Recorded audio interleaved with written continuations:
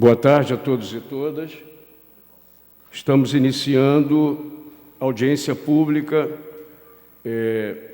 imposição de lei para a prestação de contas do segundo quadrimestre de 2020 da Fundação Municipal de Saúde. Nós temos aqui a presença de companheiros e companheiras do Conselho Municipal de Saúde, presentes no plenário, presença física, redundância, mas é presencial, física, presença. E temos companheiros que eu vou rapidamente passar por aqui, que são companheiros que estão na plenária virtual. Adilson, Manuel da Silva, Crif Ferreira, Ellen Campos, Ivone Supo, José Plácido, Amâncio, Mariana Ribeiro Vieira dos Santos, mas só pode ouvir uma vez. Bom, como não tem voto, não tem dois votos. Eu olhei ali, Mariana, não é, Mariana está aqui. Mariana que está acompanhando também, Priscila Gomes, Valéria. Oi, Valéria, tudo bem? Eu não sei se a gente consegue ver os outros. Só essas pessoas estão acompanhando a audiência pública virtual, tá? Sem prejuízo de outras pessoas que venham a pedir autorização para entrar na sala. Carla Porto, ok?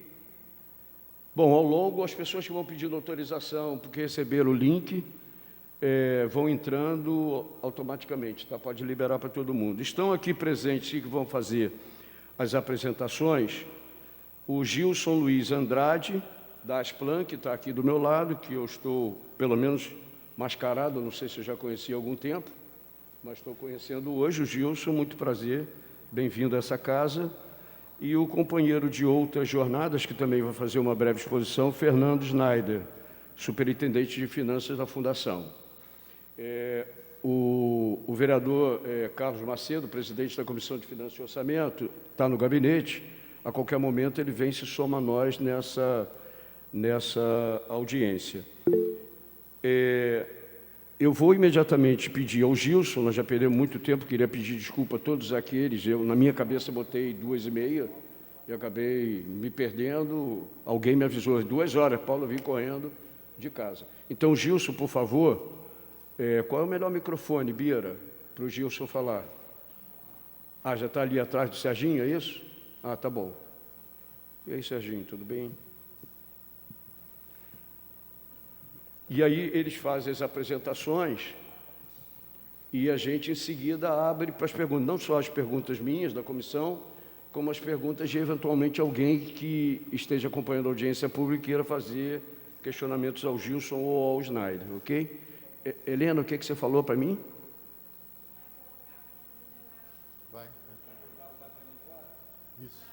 Sim, aí ele vai coordenando, tem um companheiro ali dentro com o computador, tá?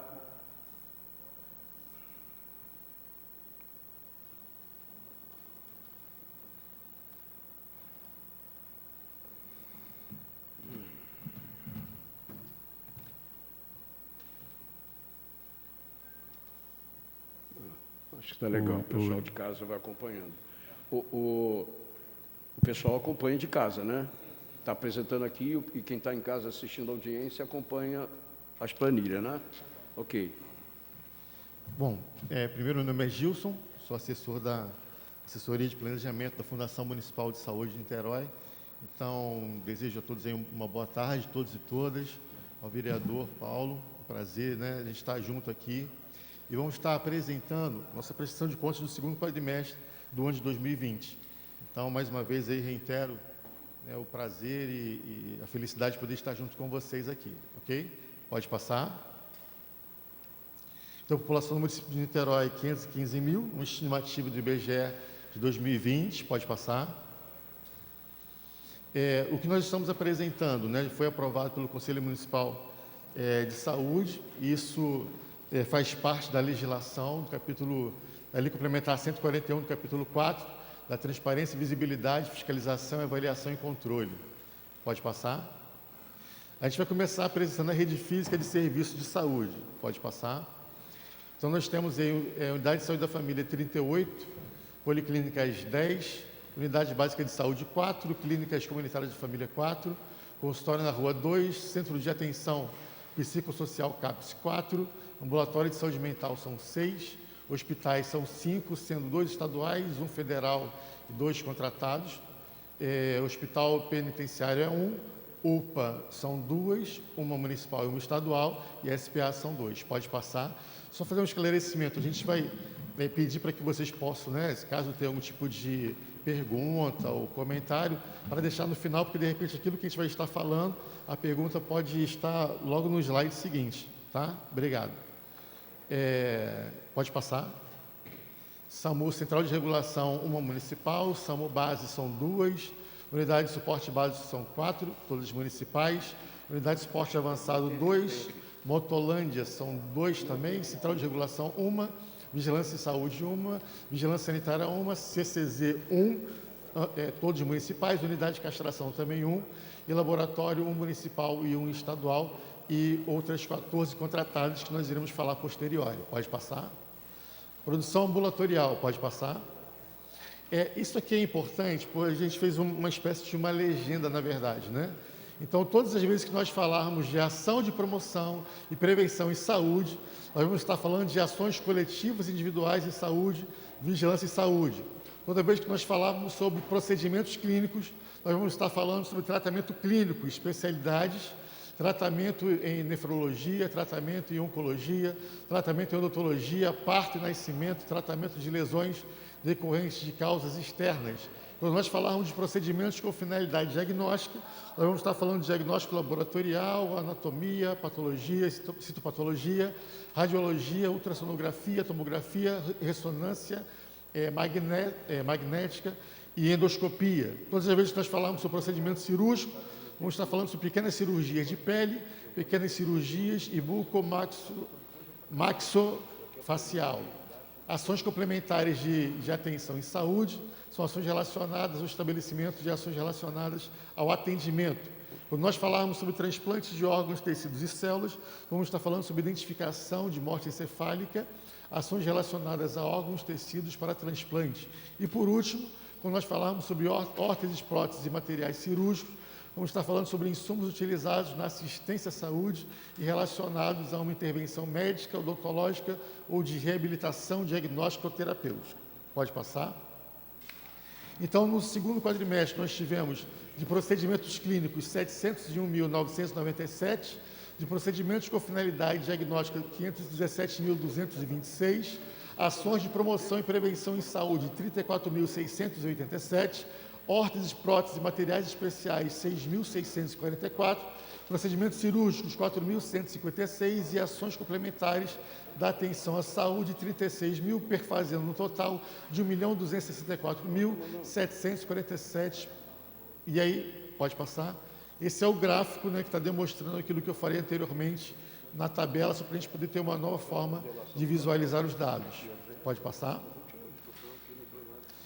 Produção ambulatorial por esfera jurídica. Então, a gente vai estar vendo aquilo que diz respeito ao procedimento ambulatorial federal, estadual, municipal e redes complementares. Então, em 2020, nós tivemos 105.316 no âmbito federal, 220.030 no âmbito estadual e 908.241 no âmbito municipal e a rede complementar com 31.160. Essa foi a produção ambulatorial da esfera jurídica. Pode passar. Na produção ambulatorial, consultas de pré-natal, nós tivemos no ano de 2020 6.707, consultas puerperais 405, consultas pediátricas de puericultura 9.978, exames citopatológicos 316, teste diagnóstico de sífilis em gestantes 1.746 e exames de mamografia 192. Eu quero destacar aqui que mesmo em meio à pandemia nós tivemos essa consulta de pré-natal se mantendo, né, no bom índice se comparado ao ano de 2019, por exemplo, e surpreendentemente, no que se refere aos testes de sífilis em gestantes, nós tivemos um avanço um pouco maior do que em 2019. Então, isso aí já dá deixar claro aquilo que foi feito de atendimento para gestantes, já que o exame de sífilis é um dos exames que são recomendados durante o período de pré-natal. Pode passar. Os indicadores, resumo das atividades de vigilância sanitária realizadas pelo DEVIC no período de 19 de março até 31 de julho. Números de instituições de longa permanência de idosos fiscalizadas, número de inspeções 88, e no total são 38 estabelecimentos. Então, esse percentual 232 diz respeito a mais de uma visita que foi realizada em cada uma desses estabelecimentos cadastrados. Porcentagem de padarias, mercados, supermercados, mercearias, quitandas, hortifrutis fiscalizados, estabelecimentos que foram autorizados a funcionar durante a pandemia. Então, são 453 e teve um número mais elevado do que o número de estabelecimentos, por isso aquele percentual acima dos 100%. E, por último, o número de farmácias e drogarias fiscalizadas foram 142, ou seja, quase todas do município foram visitadas durante esse período. Pode passar. Resumo das atividades de vigilância sanitária realizadas pelo DEVIC no período de 19 de março até 31 de julho do ano de 2020. Termos de visitas sanitárias ou comprovante de visitação foram 1.404, auto de infração de intimação 276 e auto de infração 91. E interdições 9. Esses dados já dão a entender que quando você vê ali um número bem maior, né, de termos de visitas sanitárias, é porque as visitas elas têm esse cunho de informação e formação daqueles que recebem as visitas. Então, o número foi bem maior do que, por exemplo, o auto de infração ou auto do termo de estimação ou auto de infração. Pode passar. Aí está no gráfico, né, a produção ambulatorial da atenção psicossocial do segundo quadrimestre. E aí essa queda, né, do ano de 2020 diz respeito exatamente à pandemia, mas mesmo assim nós conseguimos manter esse atendimento aí nos CAPs, dos usuários dos CAPs, né? Pode passar. Aqui, com relação ao atendimento da anemia falciforme, no ano de 2020 foi 0, e a gente até, né, ainda bem que foi 0, porque na verdade os pacientes que sofrem de anemia falciforme fazem parte do grupo de risco para a Covid-19. Então, o que houve foi um teleatendimento, um acompanhamento, mas não presencial. Pode passar. Produção de urgência e emergência. Pode passar. Então, a gente vê ali uma diferença dos anos de 2017 a 2020, nessa divisão daqueles que fazem parte do âmbito federal, estadual e municipal. Então, no ano de 2020, nós tivemos aí de produção ambulatorial de urgência, segundo a esfera jurídica, a gente pode ver ali 59.069, né, no âmbito aí municipal no ano de 2020, e no ano de 2019, 104.870. Então, essa queda também diz respeito à pandemia, mas se comparado, né, com relação ao atendimento estadual, por exemplo, a gente vê a importância, né, do quadro municipal no que se refere a essa produção ambulatorial de urgência, segundo as esferas jurídicas. Pode passar. Aqui a gente tem um quadro que fala com relação à produção ambulatorial. Então, começando com atendimento médico em unidades de pronto atendimento, no ano de 2020, né, do segundo quadrimestre, foram 51.525, e entendendo que por conta da pandemia teve uma baixa ali. Atendimento de urgência e atenção especializada, 21.301. Atendimento de urgência com observação até 24 horas em atenção especializada foram 15.268. Atendimento de urgência em atenção básica, 1.113. Atendimento ortopédico com imobilização provisória, 807. Atendimento de urgência e atenção básica com remoção, 157. Desse quadro, eu destaco ali a importância da atenção primária em saúde, com diz respeito ao atendimento de urgência e atenção básica. Então, as pessoas se sentiram confortáveis em estarem procurando, no sentido de urgência, a atenção primária em saúde, em virtude daqueles atendimentos que estavam sendo feitos nos hospitais por conta da Covid-19. Pode passar. Produção hospitalar, pode passar. Então, a gente tem aí um quadro de 2017 a 2020 e uma diferença, né, não tão significativa aí, no que se refere ao ano de 2019 e o ano de 2020, por exemplo, né? Então, essa produção ela conseguiu se manter mesmo em meio à pandemia. Pode passar. Produção hospitalar por grupo de procedimentos.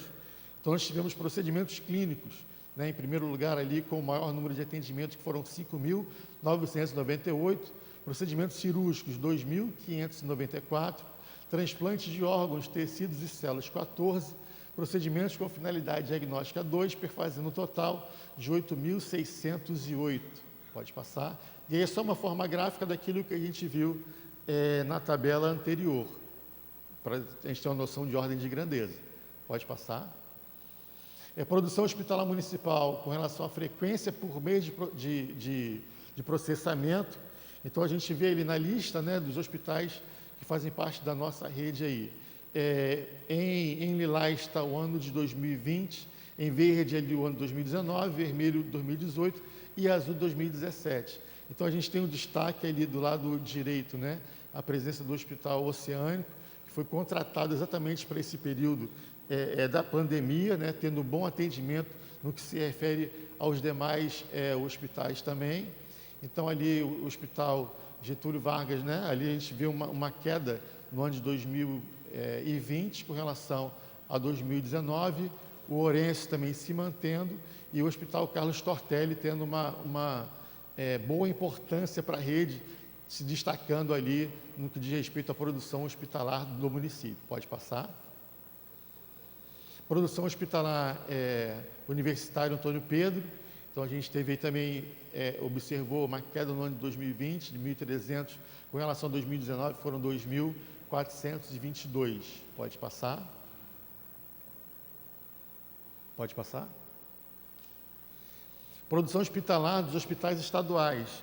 Então, a gente vê ali o Henrique Roxo, o Instituto Ari Parreiras, o Hospital Estadual Azevedo Lima. A gente vê a importância que o Hospital Azevedo Lima ele tem, né, para a cidade, no que se refere ao atendimento, com destaque ali de 3.506 no ano de 2020 e 3.955 no ano de 2019. Mesmo em meio à pandemia, ele foi bastante solicitado, tendo esse destaque aí da nossa rede hospitalar. Pode passar. Pode passar. A produção hospitalar do Hospital Santa Beatriz vem tendo um declínio com relação ao descredenciamento e o credenciamento de outros serviços, que nós vamos estar falando a posteriori. Pode passar. IHs aprovadas no município para tratamento dos transtornos mentais e comportamentais. Então, em 2019 foram 863, em 2020, 992. Então, assim, isso já é um destaque daquilo que nós podemos observar, né, em vários artigos científicos falando sobre isso, de como a pandemia afeta a parte emocional das pessoas, né? Então, teve essa questão dos transtornos comportamentais tendo um destaque aí em 2020, nesse sentido, no segundo quadrimestre. Pode passar. Realizações. Então, assim, ali são várias, eu vou só destacar algumas, né, que isso foi bem divulgado em toda a mídia. Então, em 1º de maio, foi colocado, a Prefeitura de Niterói distribuiu máscaras em drive-thru na região oceânica. Vou destacar ele também, Niterói terá tomógrafo exclusivo para procedimentos em Covid-19.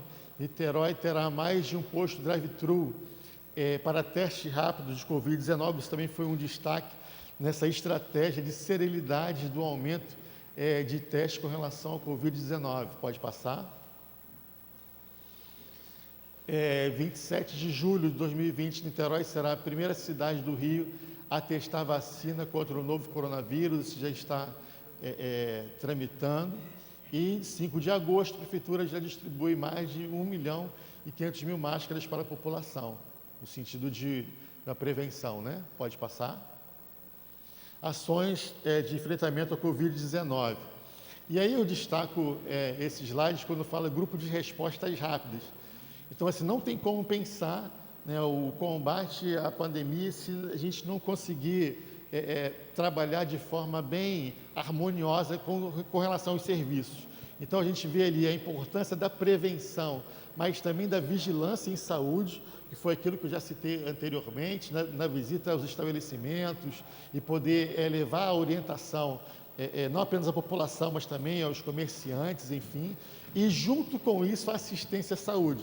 Então não dá para pensar apenas um dos lados, mas sim a prevenção, a vigilância e a assistência trabalhando de forma em conjunta. Pode passar? Pode passar?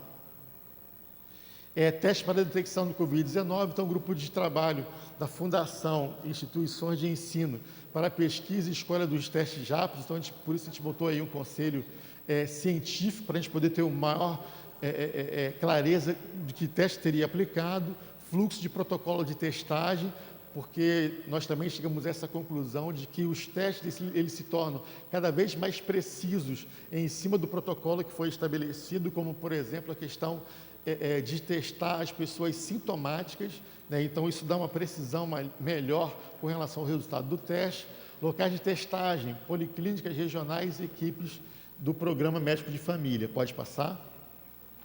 A notificação e monitoramento dos casos, então teve uma criação de um boletim epidemiológico da Fundação de Niterói, em parceria com a Universidade Federal Fluminense e o painel de especialistas para tomada de decisão. É um painel de especialistas consultivo, né, não deliberativo. Então, há toda uma consulta científica com relação às ações a serem tomadas e o boletim ele está disponível pela mídia da Prefeitura. Pode passar? Aí é só um exemplo daquilo que a gente encontra no painel, que é a notificação de monitoramento dos casos. Pode passar? E também a notificação e monitoramento dos casos ali com relação aos óbitos, né? Isso é que você pode encontrar no painel. Isso aí nós trouxemos só como exemplo. Pode passar? Assistência à saúde, tendas e fluxos de atendimento específicos para a Covid-19. Então, a UPA do Mário Monteiro, o SPA do Largo da Batalha e o Hospital Municipal Carlos Tortelli ficaram responsáveis aí por estar recebendo especificamente pessoas sintomáticas ou que foram procurar o serviço para poder diferenciar, né, a porta de entrada do serviço com relação a Covid e não Covid. Pode passar? Ambulância, unidade móvel de atendimento da urgência. Então, teve o aluguel para reabastecer a rede de mais 3 ambulâncias, para poder dar esse suporte aí de retaguarda. Pode passar? E ali a questão das unidades e capacidade instalada dos leitos. Então, Carlos Tortelli, 13 leitos de UTI, mais 24 de suporte clínico para casos de Covid, Hospital Getúlio Vargas, Filho, 10 leitos de UTI infantil e 10 leitos de suporte clínico. O Hospital de Covid, o Hospital Oceânico, teve o início de 40 leitos instalados, com uma previsão de até 140, de acordo com a necessidade, né, e da demanda instalada no município. O Hospital Municipal Horácio Freitas, com 50 leitos clínicos, 6 de UTI, 12 de internação para suporte clínico do Covid-19. E o Hospital Antônio Pedro, 6 leitos de UTI Covid-19 e 12 leitos de suporte clínico não Covid. Pode passar?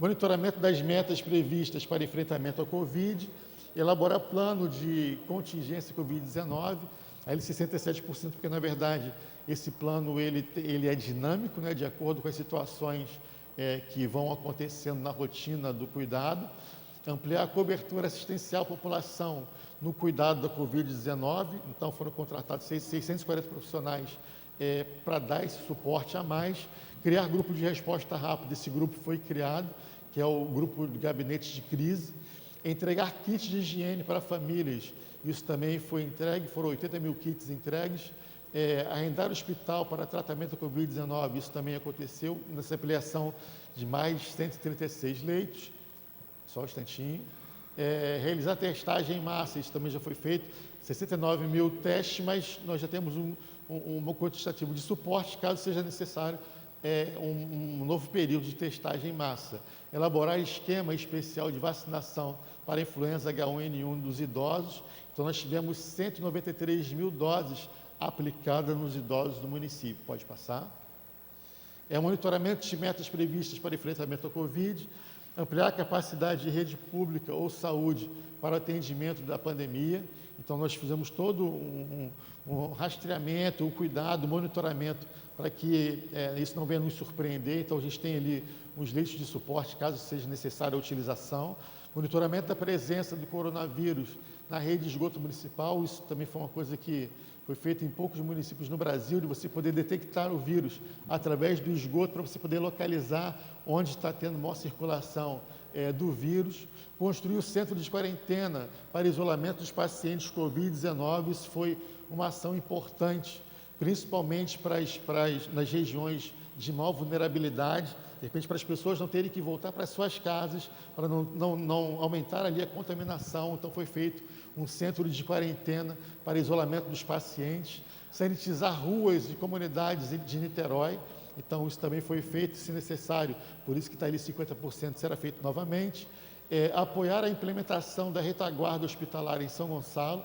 Então houve uma colaboração do município com 20 respiradores concedidos, construir linha de cuidado para os pacientes de Covid, de pós-Covid, né? E também já tem todo um estudo com relação a isso. Pode passar. Protocolos, decretos e portarias criados pela Vigilância Sanitária a partir do plano de transição para o novo normal.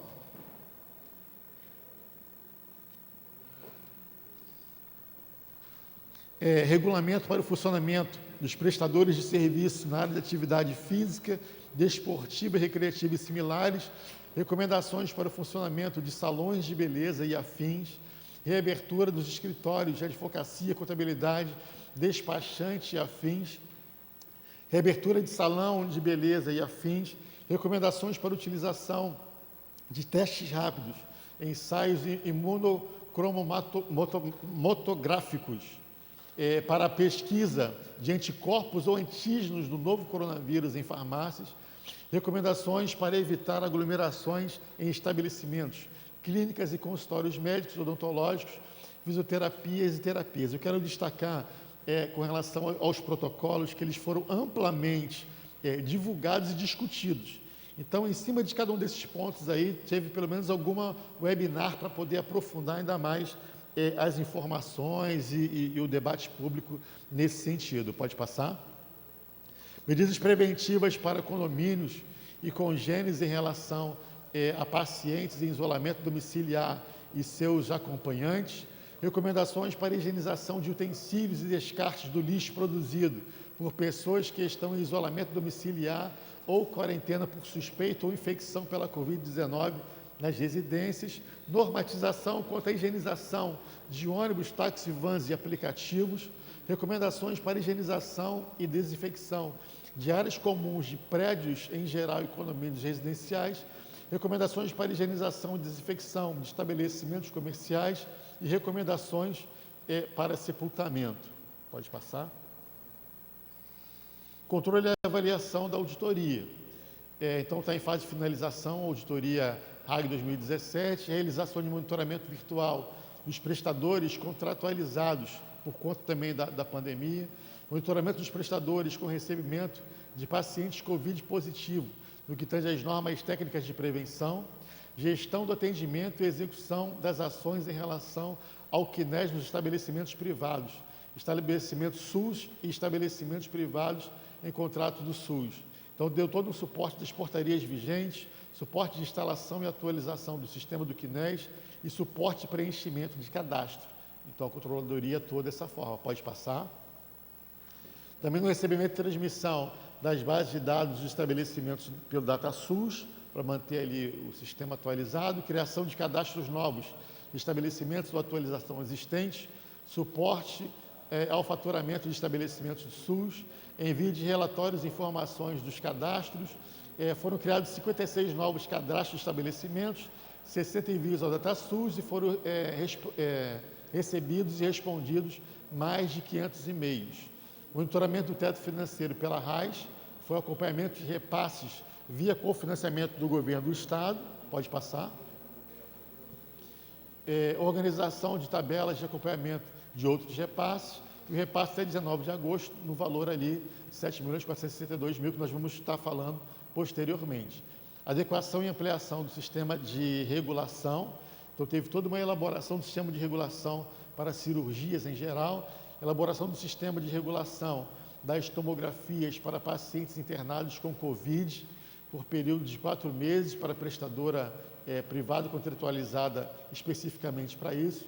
Adequação do sistema de regulação para litrotripsia, que foi alteração de formulário de acesso e realização de treinamento das equipes para que pudessem estar bem qualificadas para esse tipo de regulação, adequação e aperfeiçoamento do produto de autorização e execução de projetos terapêuticos singulares. Pode passar.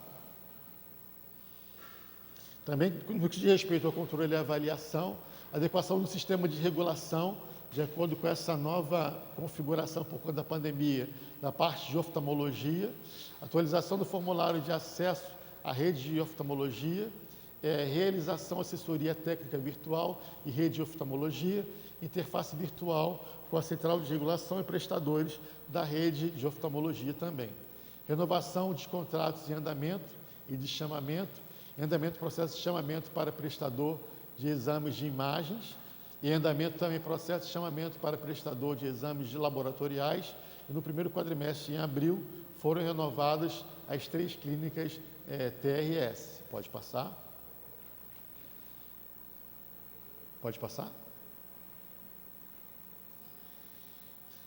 No segundo quadrimestre de junho, foi renovada também a CRI, em andamento pela renovação das 2 clínicas de oftalmologia, HOSB e BAP, e contratação, em maio, da clínica de radiologia, ultrassonografia e CARAI limitado para atendimento aos pacientes com Covid, no serviço de tomografia computadorizada.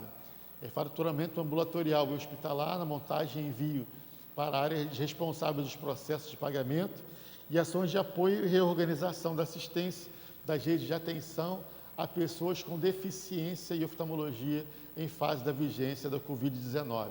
Então, eu destaco ali a elaboração do plano de retomada da rede de oftalmologia, publicado no Diário Oficial em 17 de agosto de 2020. Pode passar? Também ainda no controle e avaliação, já finalizando, ações de apoio à gestão municipal, então na elaboração do plano de compensação, conforme a portaria do Ministério de 662, de 1º de abril de 2020, e o monitoramento da PPI, que é o monitoramento e avaliação dos recursos das medidas de alta complexidade, das pactuações programadas integradas PPI, efetivadas junto ao município de Niterói, e a avaliação das redes de assistência de alta e média complexidade e monitoramento dos recursos extras através do SISMAC do Ministério, que é o Sistema de Média e Alta Complexidade. Pode passar. Aí está a relação das prestadoras contratadas no segundo quadrimestre, Associação de Pais e Amigos, dos Deficientes, do Gabinete de CASES, enfim, né? Aí eles foram 15 no total, pode passar. E dados financeiros com o Schneider, né?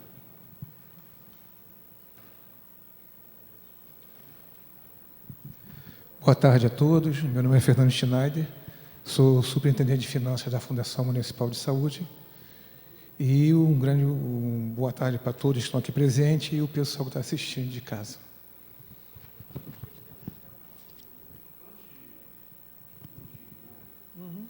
Antes eu cometi um lapso que não deveria.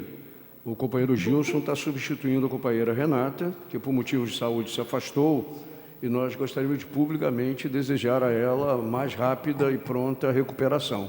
Ok? Vai lá, Schneider. Esse primeiro quadro demonstra o desempenho das receitas do município de Niterói, da Fundação de Saúde, recebe tanto do município quanto do Estado e da União.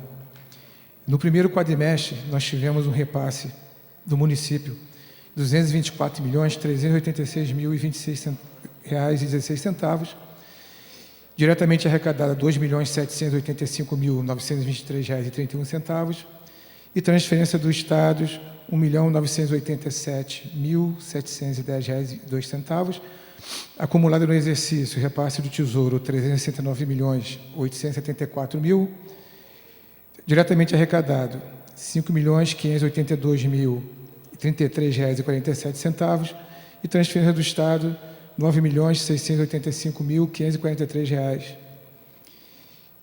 As transferências da União, nós tivemos no quadrimestre R$ 74.406.548, um destaque para o coronavírus, que foi repassado R$ 22.334.428. Acumulado no exercício, as receitas da União, R$ 132.039.812,01, e acumulado no exercício a receita do coronavírus, R$ 34.162.209,13. Pode passar.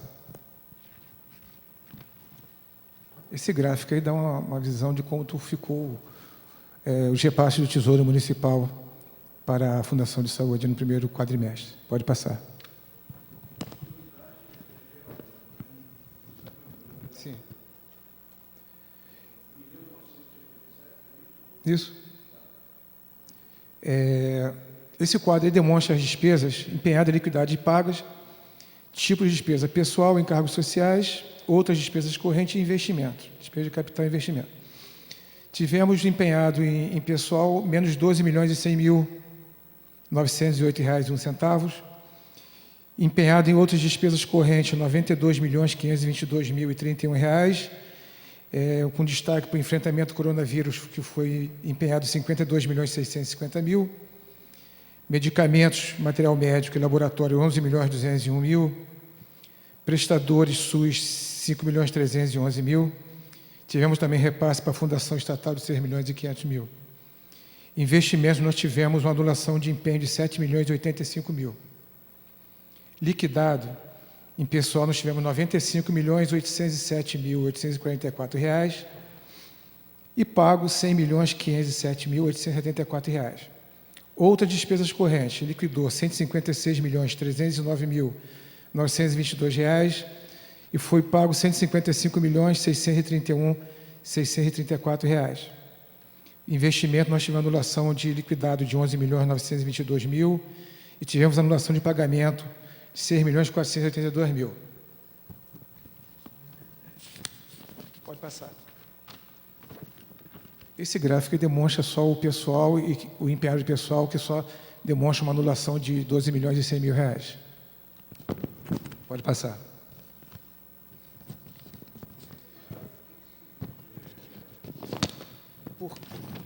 O RPA e pessoal, normalmente no início do exercício, é feito um empenho global estimativo para atender. Então, normalmente, se tem um empenho lá no início e nos outros meses você vai vendo que não há indicação desses empenhos. Mas as liquidações e os pagamentos continuam.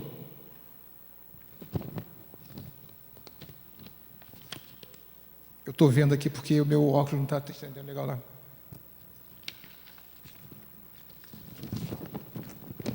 Esse quadro de pessoal em encargos sociais, ele demonstra o empenhado, que foi aquele negativo que eu falei lá na frente, de R$ 12.100.000, foi liquidado R$ 95.807.844 e foram pagos R$ 100.527.874. Esse quadro se refere às outras despesas correntes, demonstra que no quadrimestre nós tivemos empenhado R$ 92.522.031, liquidou R$ 156.309.922 e foram pagos R$ 155.631.634. Pode passar.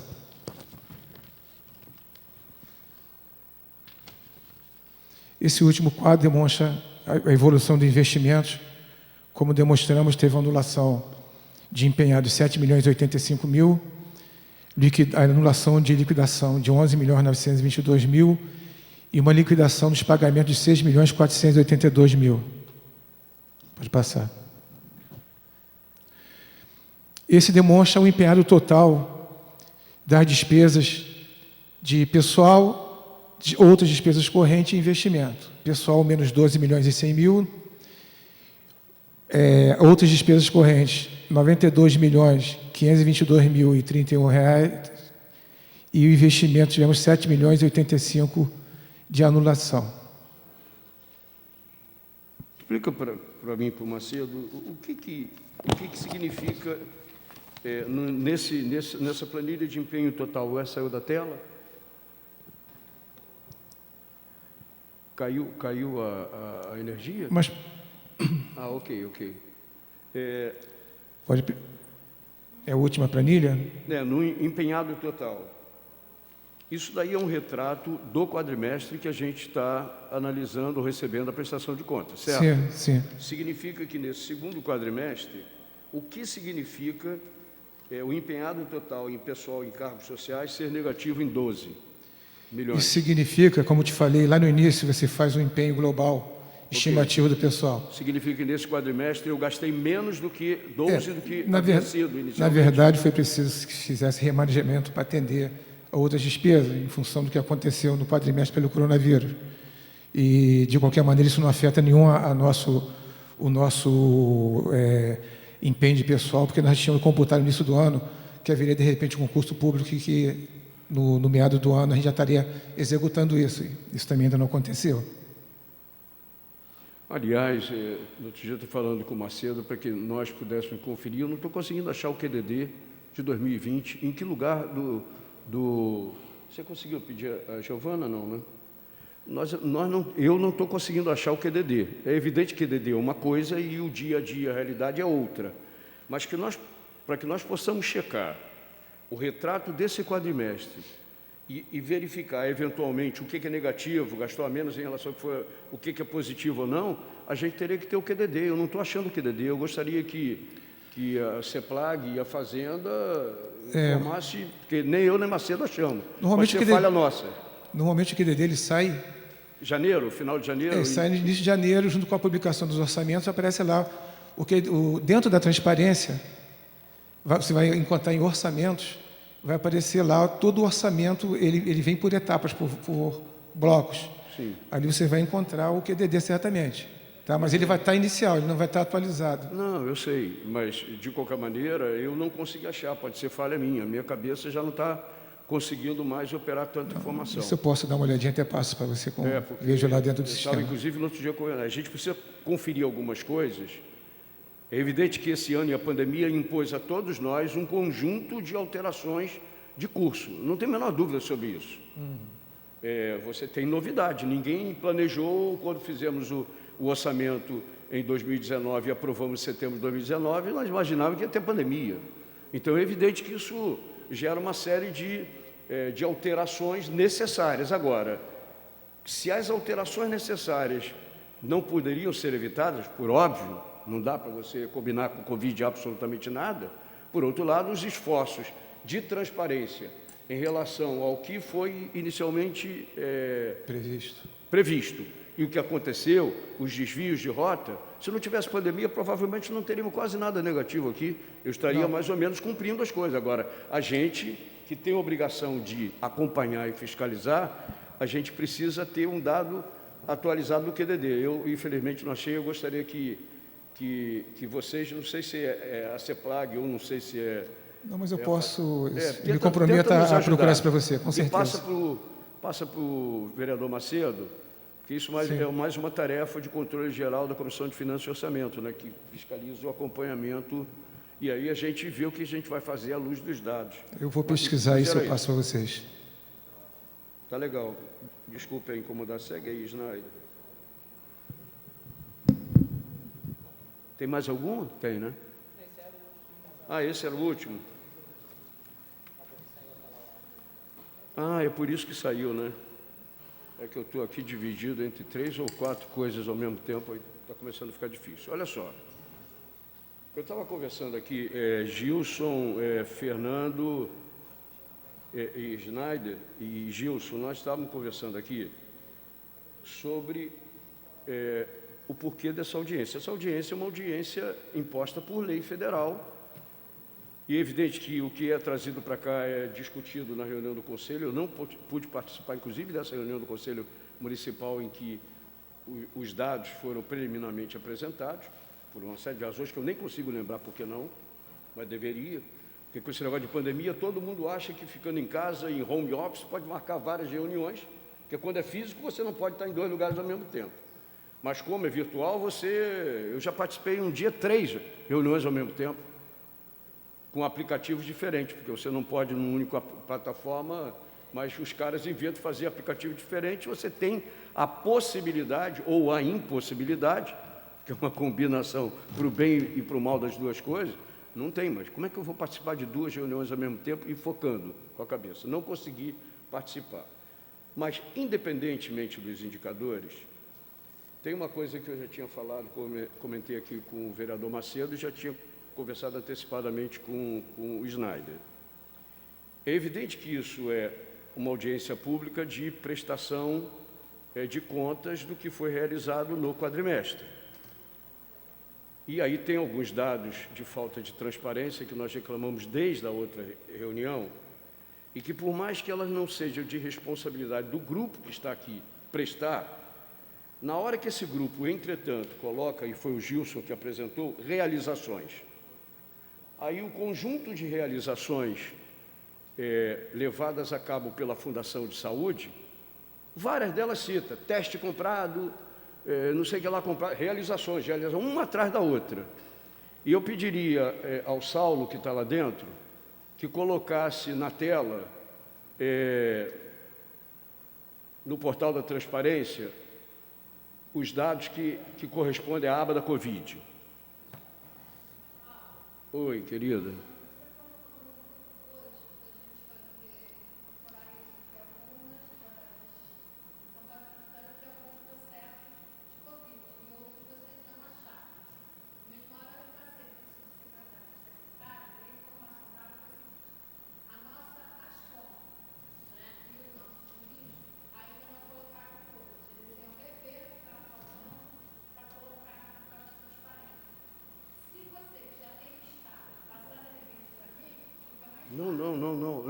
Eu não tenho nenhum dado secreto, não.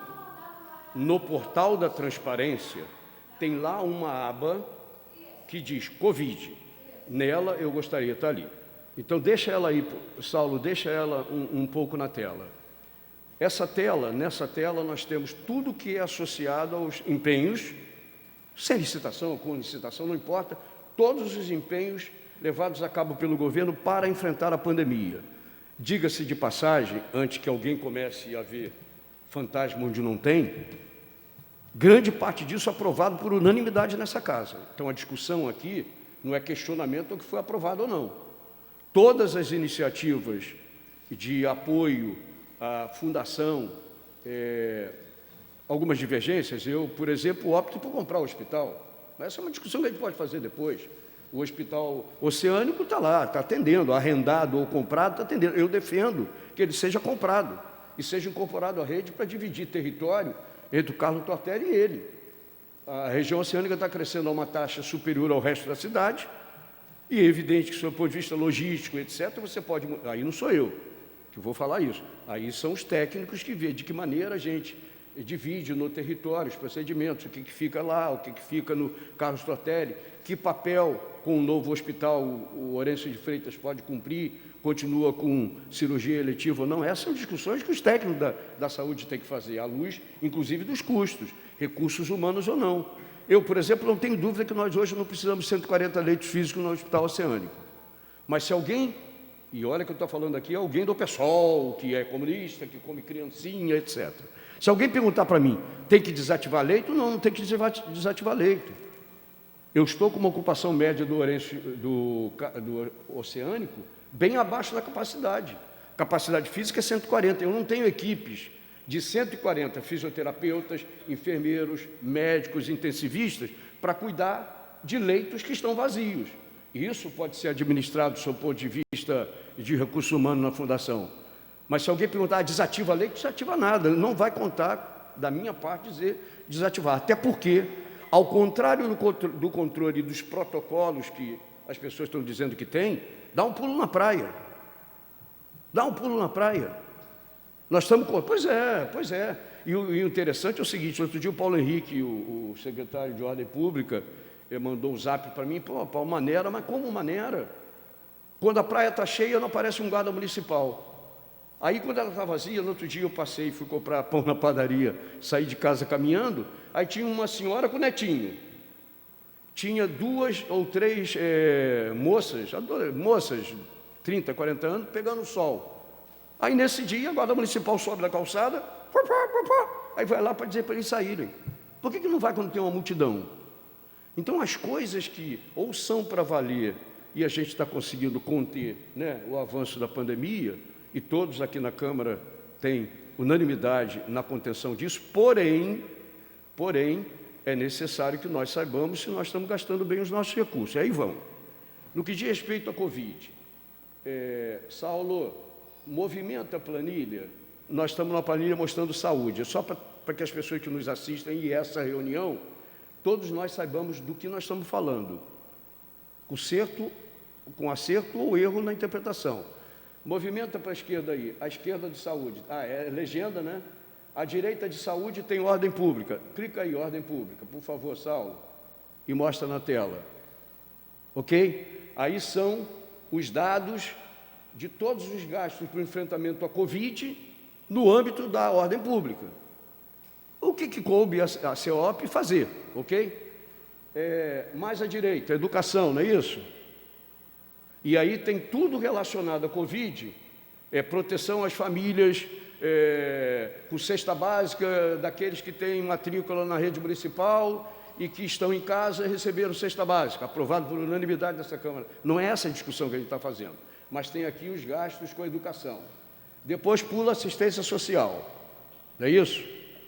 Depois da assistência social, vem a administração, não é isso? Deixa eu ver quais são os outros.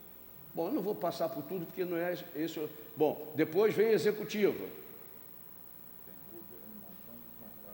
Fazenda e por aí vai. Vamos voltar à planilha, Saulo, por favor, a planilha da saúde, e ver o que nós, da Comissão de Finanças e Orçamento, vamos precisar obter de vocês. Se é da CEPLAG, se é da Fazenda, se é da Fundação, a nós não interessa. Nós precisamos saber como e através de que instrumentos nós estamos contratando. Então vamos pular lá para a saúde de novo. Eu vou mostrar exatamente aquilo que a nós da Comissão de Saúde e de Finanças e Orçamento nos incomoda pela falta de dados. Vamos lá. Se nós olharmos a última coluna, por favor, Saulo, vai na última coluna, que é aquela, link com o inteiro teor do contrato digitalizado, o que for contrato. E aí, se nós formos, você consegue localizar? Ajuda lá ele, Tinoco, por favor. Aí nós vamos ver que tem links de contrato. Não tem link, NA. Isso acontece em todas as áreas, mas acontece na saúde. Então, por exemplo, cadê o controle dos pagamentos que nós estamos fazendo pelos testes rápidos? Ninguém questiona que tenha que fazer teste rápido ou não. Ninguém questiona que tem que fazer PCR. Não é isso que está sendo questionado. Agora, quantos testes rápidos eu estou pagando através de contrato? Com que controle? Por favor. Está ali, olha lá. O último link.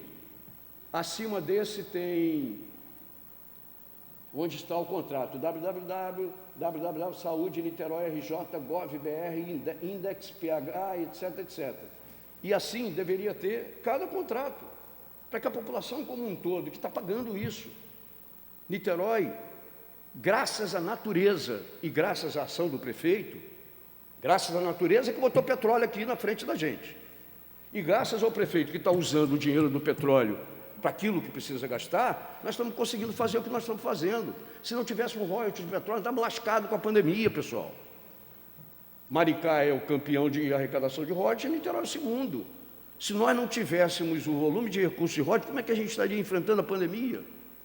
As decisões do tipo, a renda hospital, que ainda bem que estava lá também sem desativada, a gente pôde se aproveitar daquela oportunidade e alugar.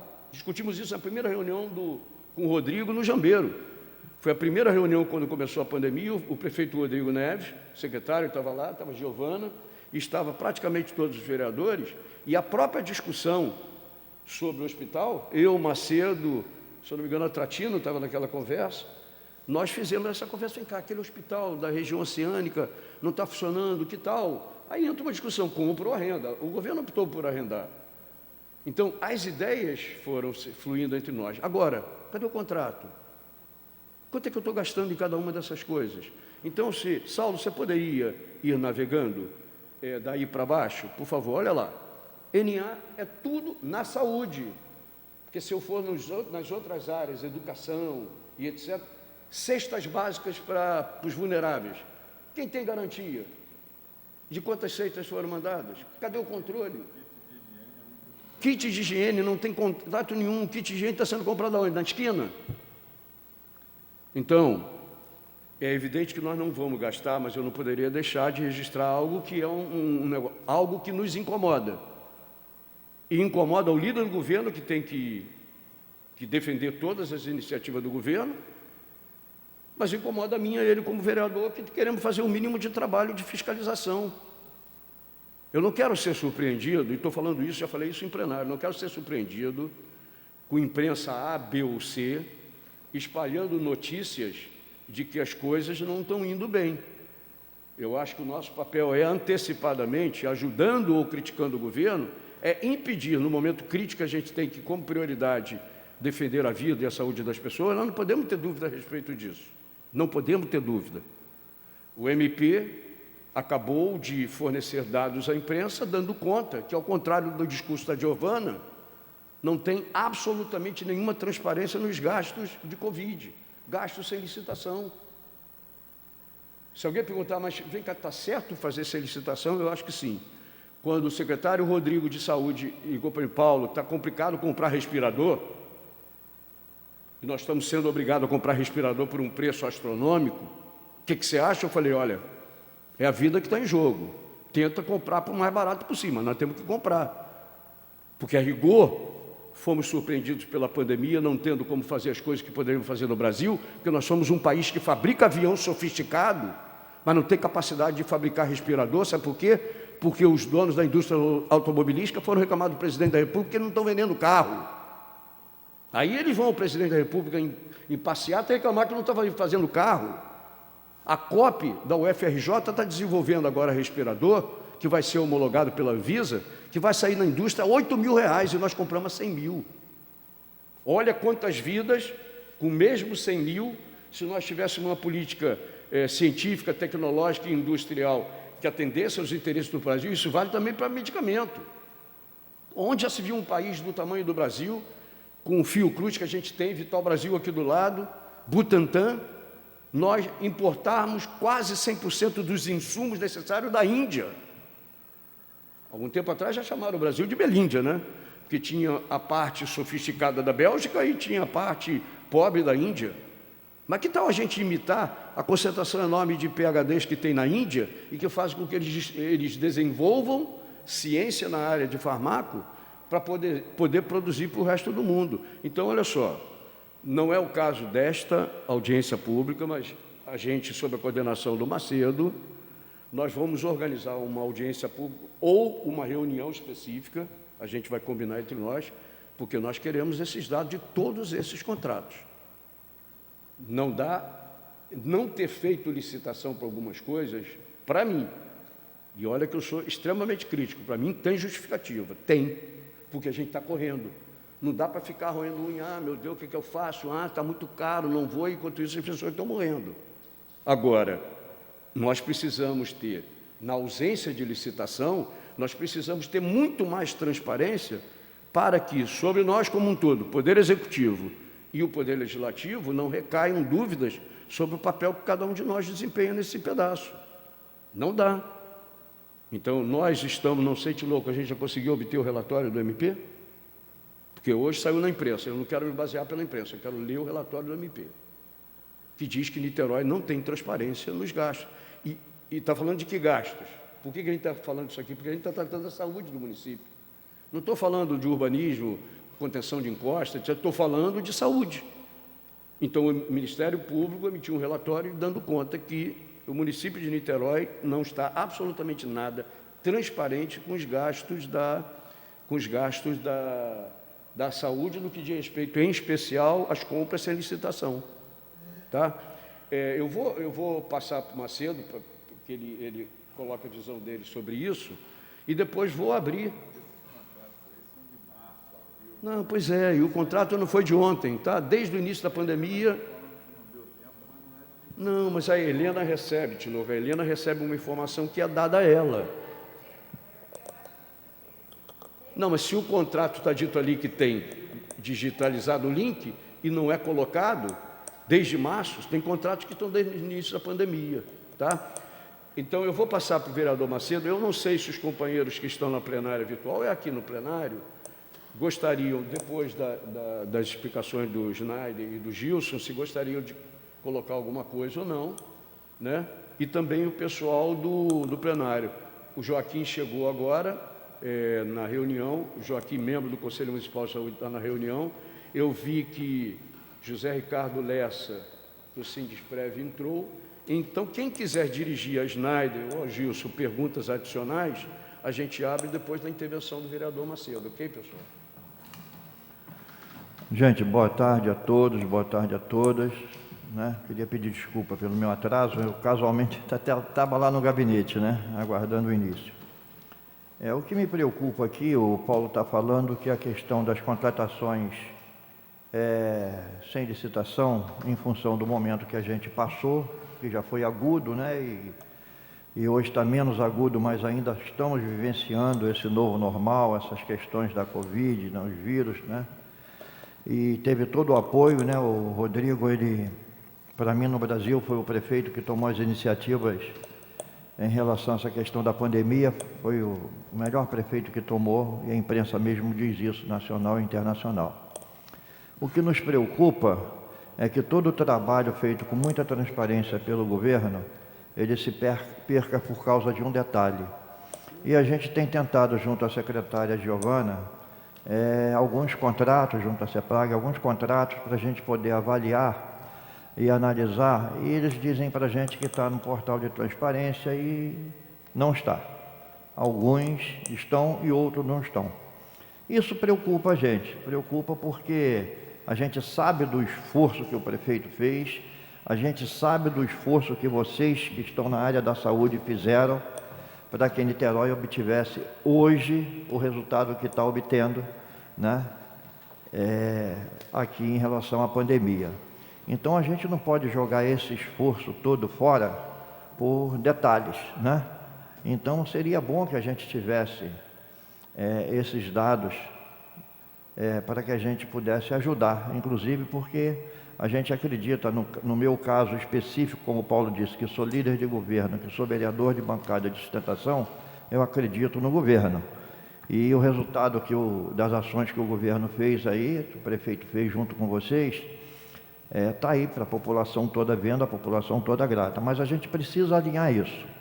O que me preocupa, eu inclusive conversei com o pessoal do governo, a minha esposa e o meu filho, eles contraíram esse vírus. Eu tive dia 8 de maio, né? Chegou, deu um soco na cara dele, ele foi embora e estou aqui. Mas aí, semana retrasada, a gente foi fazer os testes e a gente entrou lá na empresa, que mandaram a gente ir, fizemos o teste, fomos bem atendidos, fizemos o teste e fomos embora para casa. E a gente não recebeu nenhum papel, ninguém anotou nosso nome, ninguém deu nada para a gente acessar na internet. O resultado a gente fez na quarta, diz que o resultado ficaria pronto em 3 dias.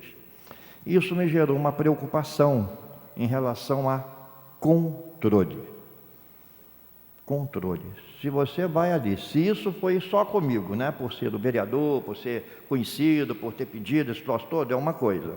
Mas se isso é de uma forma genérica com todos, quantos testes estão sendo feitos, qual o controle que tem sobre isso? Isso me gerou uma preocupação que eu já passei para o governo, porque isso não pode ocorrer. Foram quantas pessoas ali? Somente eu e mais 3, 4, 5 pessoas, ou foram ali 100 pessoas naquele dia? Ou 200, ou 50, ou só eu?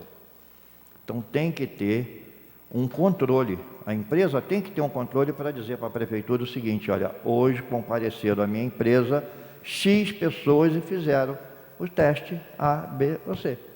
Tem que ter, até mesmo como forma de ter uma planilha para quando chegar no final do mês, que se fizer o fechamento e submeter as áreas de controle, Schneider, você poder atestar que aqueles testes foram feitos e fazer o pagamento. Isso me preocupou, né? Me preocupou. Eu espero que tenha sido corrigido, espero que tenha sido uma falha individual, enfim, né? Espero que isso esteja sendo corrigido, porque a gente precisa ter esses controles para a gente não perder. Eu não gostaria, e tenho certeza que a casa, a Câmara, vocês principalmente, a gente não gostaria de perder todo o esforço que a gente tem feito, que o governo tem feito desde que começou essa pandemia, esse trabalho maravilhoso que foi feito aqui em Niterói, né, com o apoio dessa casa, o governo, vocês na área de frente, como o Paulo falou, a questão do Hospital Oceânico, CPI, enfim, todo esse trabalho que vocês sabem melhor do que a gente. A gente não gostaria de ver esse trabalho perdido por um detalhe, por uma bobagem. Então a gente, não sei se aqui alguém pode nos ajudar com isso, mas certamente eu vou insistir com a secretária Giovana, vou insistir com a secretária lá do CEPRAG, para que a gente tenha acesso, não sei se são eles ou se são vocês na saúde que têm o acesso a esses dados, a esses contratos que está ali, NA, para a gente ter, a gente precisa ter isso até mesmo para a gente dar resposta para a população, né? De sorte que, tirando isso, eu queria parabenizar vocês e agradecer a vocês o esforço que vocês fizeram e têm feito a favor da população nessas questões da área de saúde, que a gente sabe que saúde é uma área muito complicada, a gente sabe disso, mas a gente, eu particularmente estou muito feliz com o resultado que nós alcançamos aqui em Niterói. Então eu queria parabenizar vocês e agradecer. Obrigado. Antes de passar para eventuais perguntas que tenho de quem está assistindo, eu queria somar, por exemplo, algo que mais me preocupa, que são os gastos do Hospital Oceânico, por exemplo. Porque uma coisa é quanto ele me custa ao dia para uma patologia que leva, digamos, 14 dias. Alguém que está no máximo do sofrimento e fica 14 dias entubado com respirador. Esse é o custo máximo, né?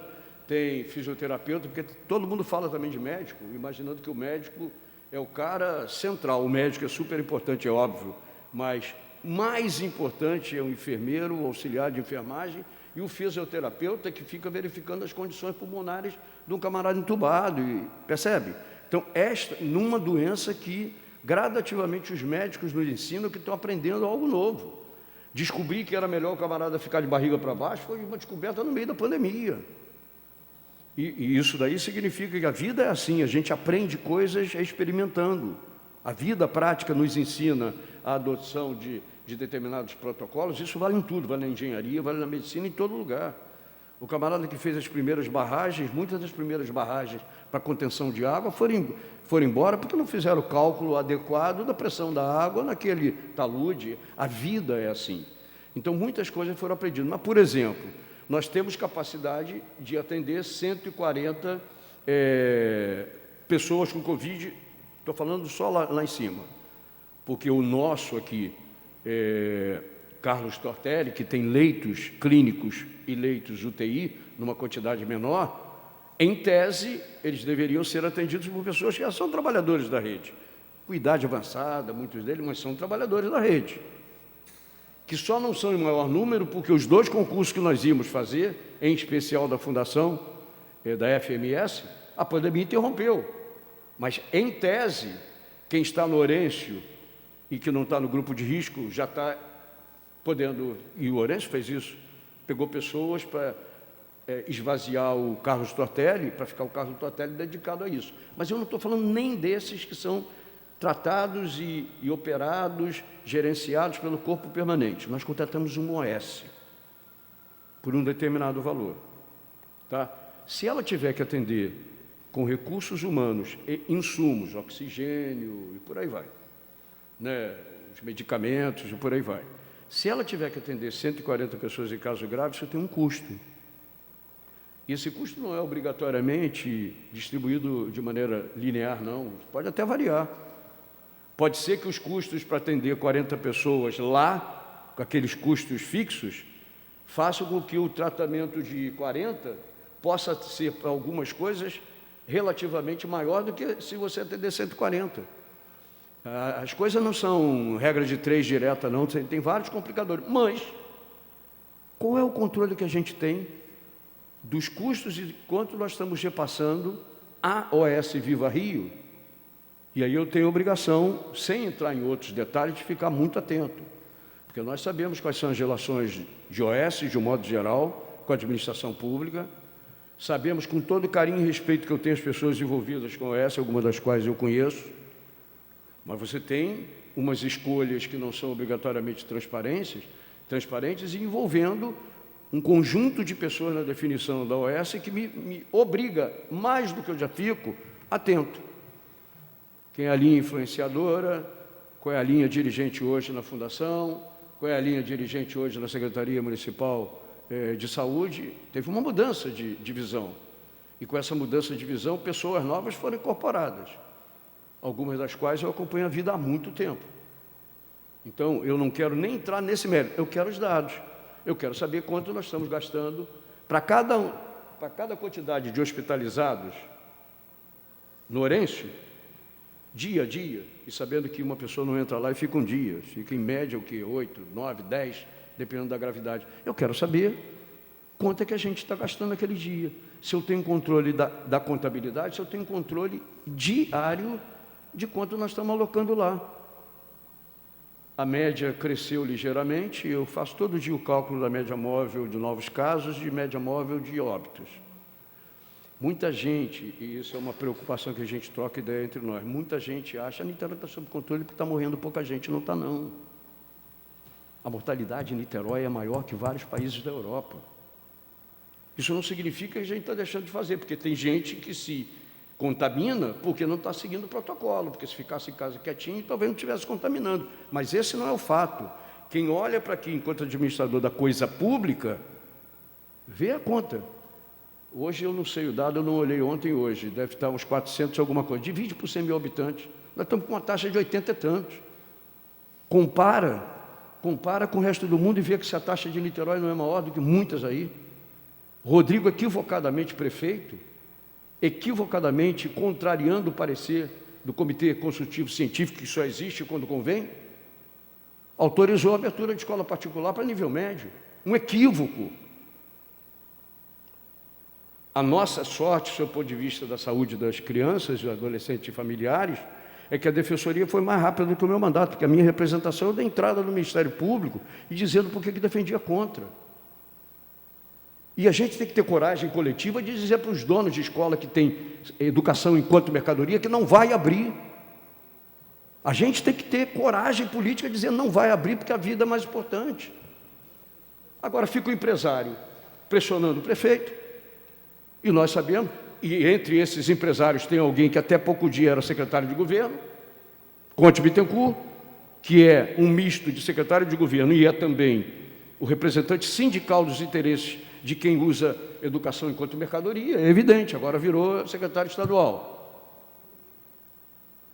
Eu sou obrigado a achar que o meu olhar sobre educação pública, Marcelo lembra, o primeiro dia que eu participei de uma assembleia, uma sessão plenária em 2001, eu chamei o Conte Bittencourt de tubarão de sino e ele ficou chateado. Isso não é uma agressão, isso é uma constatação, pessoal. No dia que a educação pública for de altíssima qualidade, ninguém vai ganhar dinheiro com escola particular. Simples. Ou você acha que uma família de classe média não vai gastar dinheiro numa escola particular se a educação pública é de altíssima qualidade? Ele vai. Eu fui aluno de jardim de infância público, primário público, liceu no Peçanha público e 2 matrículas na UF público. O povo brasileiro pagou pela minha educação. Isso só foi possível porque existia um liceu no Peçanha, que existia uma escola pública que dava a nós todos ela é seletiva, não pegava pessoas pela quantidade de dinheiro que tinha no bolso, e sim pela formação. Também discordo disso, porque a popularização da educação é para você colocar o acesso à educação e à própria saúde para todo mundo, porque todo mundo potencialmente pode aprender as coisas, né? Uma criança que nasce numa favela do Quênia ou numa comunidade de Niterói, ou quem nasce numa cobertura, tem a mesma capacidade de aprendizado, de se tornar uma pessoa íntegra, do seu ponto de vista de formação, desde que ela tenha nutrição, família, porque família é importante, para carinhar. Se nós não fazemos o que precisamos fazer para garantir democraticamente o acesso dessas pessoas à educação e à saúde, nós estamos lascados. Então, quando eu digo isso, eu estou falando em relação à volta às escolas. Rodrigo, nós temos certeza absoluta, já conversamos isso entre nós. Rodrigo não vai abrir a escola pública, até porque a escola pública não tem banda larga, não tem acesso. Até hoje, na rede pública de Niterói de Educação, Macedo, você sabe, porque você é do SAPI, você sabe como é que está o Levi Carneiro, você sabe como é que está Vinícius. O material que os professores construíram, a gente sabe isso porque o CEP nos informa, e também, mas em especial o CEP, todo o material pedagógico desenvolvido, porque os professores estão trabalhando em casa, fazendo conteúdo. Até hoje não saiu um material impresso para ser distribuído para as crianças. Então, Rodrigo, é óbvio, não vai abrir a rede pública. Mas por que cede a pressão do empresariado privado da educação? Isso afeta a nossa vida. Porque na hora que eu tiver crianças indo para a escola e voltando para casa, e eu tiver uma curva de crescimento da pandemia, o que a gente faz? Ainda bem que a gente tem 140 leitos lá. Não, a gente quer diminuir o número de óbitos. A gente quer diminuir o número de casos. Nós não conseguimos zerar. Então, enquanto a gente não conseguir zerar, aquilo que o Macedo falou aí, nós não podemos deixar que a ânsia e as pressões que existem possam fazer você flexibilizar a firmeza na definição dos protocolos e na defesa do isolamento para atender interesses que não são republicanos. A decisão do Conselho Municipal de Educação que deliberou por autorizar a escola particular a abrir não contou com nenhum representante do CEP, nem do Simpro, nem da Comissão de Educação da Câmara, presidida pelo Galo, ou da Comissão de Saúde, presidida por mim. Que brincadeira é essa? Aí Rodrigo se reúne, o prefeito, se reúne com os empresários da educação e decide abrir escola. E como é que nós ficamos aqui da saúde? Sem perguntar a ninguém. É evidente que o Rodrigo, secretário, estava lá. O Rodrigo, secretário de saúde, estava lá. Mas não é algo que deveria prevalecer a visão mercantil de quem ganha dinheiro com a educação em detrimento da visão da saúde pública, que para mim é a primeira. Então, eu acho que essas questões colocadas de controle, etc., elas são não só um papel da minha comissão e da comissão da qual eu faço parte, coordenada pelo Macedo, é nosso papel fiscalizar. Nós não podemos nos dar ao luxo de o essencial perca o seu peso e o valor, porque nós estamos começando a desviar a atenção para discutir coisas que não estão claras e não estão transparentes. É isso. Eu não acho, sabe, Macedo, que o trabalho vai se perder, não. Mas eu acho que você começar a ceder às pressões por flexibilização são complicadas. Como é que a CEOP vai controlar a aglomeração se o decreto do prefeito diz que pode? A abertura das escolas está prevista quando a gente atingisse o nível amarelo 1. Nós estamos no amarelo 2, não saímos dele. E o comitê científico colocou claramente isso. Aí, na hora que não interessa, não houve comitê científico. Isso afeta a nossa vida. Isso pode vir a afetar que os negativos não previstos lá atrás, no QDD, se houver aceleração da pandemia, aqueles números começam a ficar mais prejudicados no próximo quadrimestre. Porque a gente está flexibilizando. Já falei demais, eu depois tenho que ir ali para o ato dos meninos que estão... E aí, Paulo Velasco? Para o ato ali dos meninos que estão presos até hoje, ainda conseguiu. O outro era violoncelista. O que está preso, como não toca nenhum instrumento, continua preso, né? Esse também é uma cidade complicada, né? Em que negro e as camadas da população mais simples, mais vulneráveis, acabam sofrendo todo tipo de tratamento diferenciado e discriminatório. Mas olha só, da minha parte, eu considero, a menos dessas coisas que eu e o Macedo colocamos, e que nós vamos ver de que maneira a gente encaminhar, mas para mim eu estou satisfeito em relação à apresentação. Eu queria saber se alguém do plenário virtual, se tem alguma pergunta a fazer, tanto ao Gilson quanto ao Fernando Schneider, ou qualquer outro companheiro dos que estão aqui presentes, tá? Tem alguém? Zé Ricardo, não. Valéria, não. Amâncio está congelado, não sei se ele está... Oi, Amâncio. Quer fazer alguma colocação, Amâncio? Ellen, Ivone, Plácido, Priscila, Amâncio, Valéria já disse que não, Zé Ricardo disse que não. Amâncio, palavra é sua, Amâncio. Estou acompanhando, Paulo, tudo bem aí, notando as preocupações, né, que foram traçadas aí nessa reunião, entendeu? E aí é importante a gente estar buscando respostas para a gente valorizar cada vez mais esse grande trabalho que a Prefeitura de Niterói vem fazendo com o auxílio, né, permanente da Câmara Municipal de Niterói. Sem a Câmara, os orçamentos não andam, né? Tudo que passa, tudo que é gasto do orçamento é aprovado pela Câmara. Uma boa tarde a todos. Obrigado. Mais alguém, pessoal? Eu vou considerar encerrada a audiência pública, que de maneira formal cumpre um papel institucional em relação à Lei Federal de Controle Social, mas queria deixar claro o seguinte, como eu e o próprio Macedo colocamos, a ausência de transparência nestes dados que dizem respeito... Percebe, Schneider? Porque quando você coloca realização, realização, realização e coloca as realizações como imune a qualquer tipo de dúvida, não. As realizações estão colocadas, teste rápido, atendimento a quem está com Covid, compra de respirador, doação. Ainda bem que a gente colocou o problema para não doar 45 milhões a São Gonçalo, senão você vê em que problema a gente estaria metido. E essa observação, Macedo lembra, na primeira reunião presencial com o prefeito no Jambeiro, eu disse, olha só, São Gonçalo não está tomando nenhuma precaução, e aliás, São Gonçalo é a maior constatação de que Papai do Céu existe, né? Para quem gosta, é impressionante, cara. Porque é uma bagunça generalizada, todo mundo enchendo os bares, etc., concentração, e Icaraí, apareceu um dado no outro dia aí, Icaraí sempre foi desde o início da pandemia, o bairro, o quadrilátero do maior IDH de Niterói, a maior concentração de renda de Niterói, Icaraí tem a maior concentração de casos, muito maior que Jardim Catarina. Você viu essa matéria?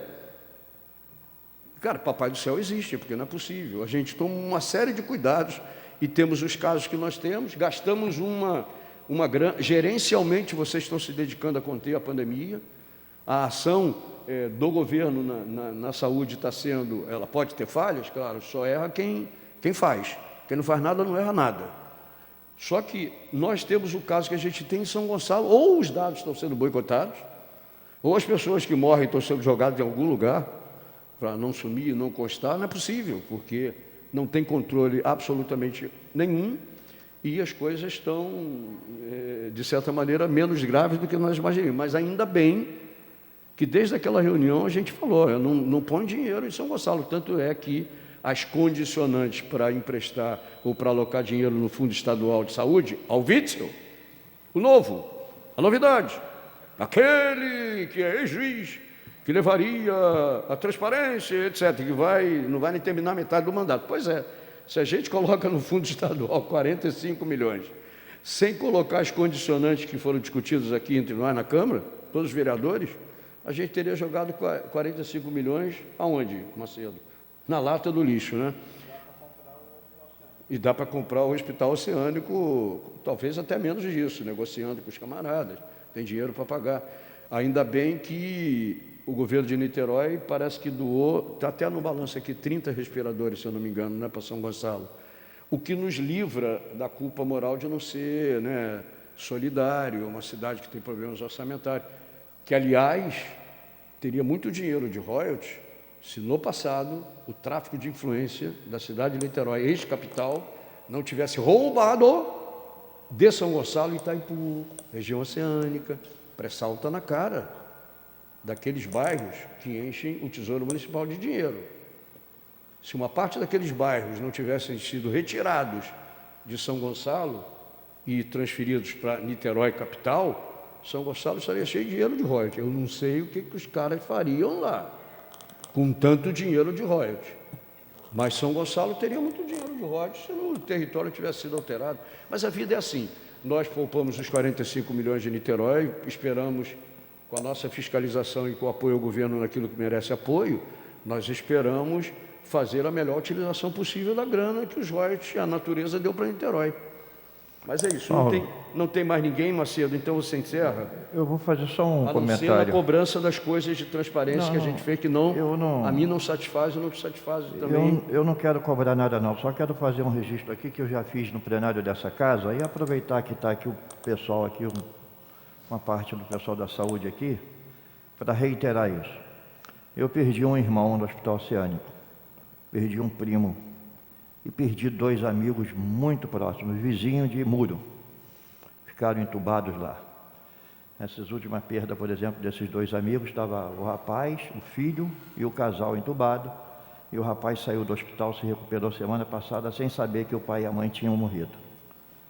Mas eu queria dizer para vocês o seguinte: se pudesse, eu carregaria aquele povo que trabalha lá no Hospital Oceânico no colo, porque aquilo lá é tratamento de primeiro mundo. Morre quem tem que morrer, porque chegou a hora e a gente não sabe a nossa hora. Mas o tratamento daquele povo lá, daqueles profissionais lá, merece todos os aplausos da população de Niterói, porque eles fazem das tripas o coração para salvar a vida das pessoas, e eu sou testemunha sofrida disso. Então eu não posso deixar de registrar, Paulo, nessa audiência pública, independente das cobranças, das coisas, esse troço todo, é dizer para vocês que a gente está com o Hospital Oceânico muito bem entregue, funcionando maravilhosamente bem. É que infelizmente esse vírus é uma doença que ninguém sabe quem é, isso é uma coisa de Satanás, que, enfim, né?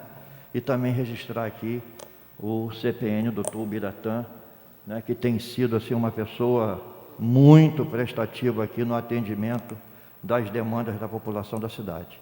Então, eu queria deixar registrado para vocês isso aqui, mais uma vez, que fique registrado aí, o atendimento e o trabalho que vocês estão fazendo na saúde. Eu tenho certeza que seria muito pior se não fossem as iniciativas que foram tomadas e os profissionais que estão à frente disso.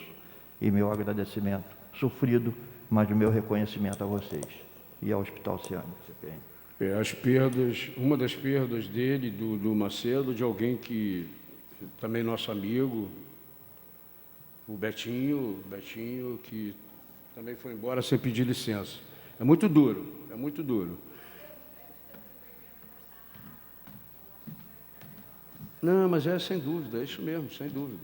Sem dúvida, nós não temos a menor dúvida, em especial a defesa dos trabalhadores. E é evidente que eu nem vou gastar mais tempo. A maior defesa que eu posso fazer dos trabalhadores é continuar brigando para que tenha um PCCS que não seja anacrônico, que eu não pague a profissionais através de OS um salário minimamente digno e continue pagando muito mal aos trabalhadores da Fundação Estatal de Saúde. Tem aqui o Dr. Paulo Velasco, que é vereador e médico. É inadmissível que nós continuemos com um plano de classificação de cargos e salários anacrônico.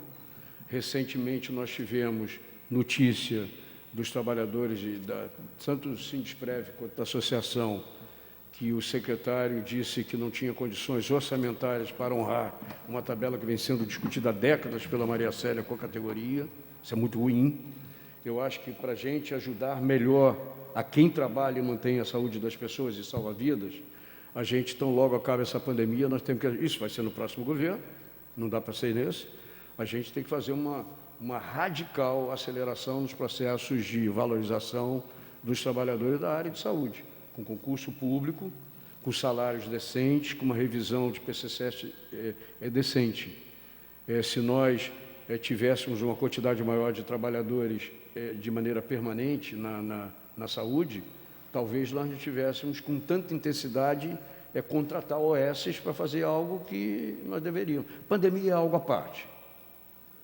Nenhum governante estaria pronto para a pandemia, né, para algo que apareceu assim. Mas se nós tivéssemos um quadro maior e qualificado, teve um determinado dia, Macedo sabe disso, porque a gente quase chorou aqui, uma determinada pessoa precisava de um procedimento de intubação, que parece que não é qualquer profissional que faz isso, né? Tem especialidade, tem uma técnica especial, não é todo médico que com rapidez e competência e com tranquilidade faz o procedimento. E aí nós soubemos que, num determinado dia, quando era necessidade de intubação soubemos que o intensivista que era competente para fazer a intubação, ele só viria a Niterói para fazer se tivesse 2 para fazer.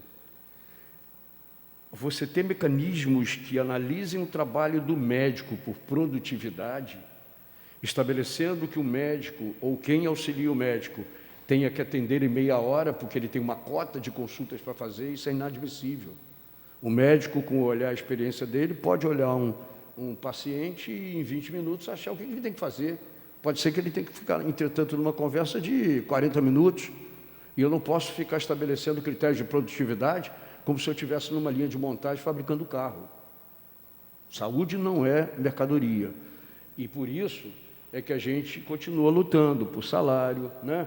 Por PCCS digno. Esse PCCS foi feito pelo Chico D'Angelo, pessoal, no governo do Godofredo. Ele já nasceu, foi uma conquista, não tinha nada, mas ele já nasceu ultrapassado, porque eram as condições orçamentárias que tínhamos na época. As condições orçamentárias mudaram e nós não conseguimos mudar e dar um tratamento adequado à saúde. Uma presidente, a minha amiga Gisela, está na direção geral do hospital, foi secretária aqui de saúde. Te garanto, do SAMU também, né? Eu te garanto que a Gisela ganha como diretora geral daquele hospital o que alguém, quem está, Itamar saiu do Mário Monteiro, né? Vinícius, né? Eu te garanto que na OS ela ganha para gerenciar o Hospital Serrânico muito mais do que o Vinícius, a Itamar ou o Bira. Então, a responsabilidade do Biratã na direção geral do hospital, do Francis, que me parece é do corpo médico, diretor médico. Aí eu vou comparar com que ganha uma OS e ganha o médico, e isso está correto, pessoal? Eu trabalhei numa empresa em que isso não acontecia, e não consigo aceitar que recursos humanos sejam tratados de maneira não isonômica. O papel do médico para uma determinada carga, o papel da enfermeira para uma determinada carga, do auxiliar de enfermagem, essa área inteira. Trabalhos iguais, cargas iguais, salários iguais. Não dá para ter isso. E apesar dessa condição indesejável, eles fazem exatamente o que a gente elogia aqui o tempo todo, né? Fazem o que a gente elogia o tempo todo.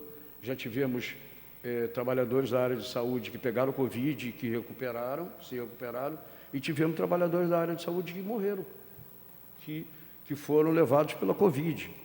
É isso que a gente tem que fazer. Então, pessoal, eu queria agradecer a todos. A gente vai ver a maneira através da qual a gente se organiza para obter isso que a mim não satisfaz, de falta de transparência na execução dos contratos, e está encerrada a audiência. Obrigado ao Paulo Velasco, que se soma a nós nessa audiência. Obrigado a todos os vereadores que no plano virtual assistiram à audiência. Está encerrada a audiência pública.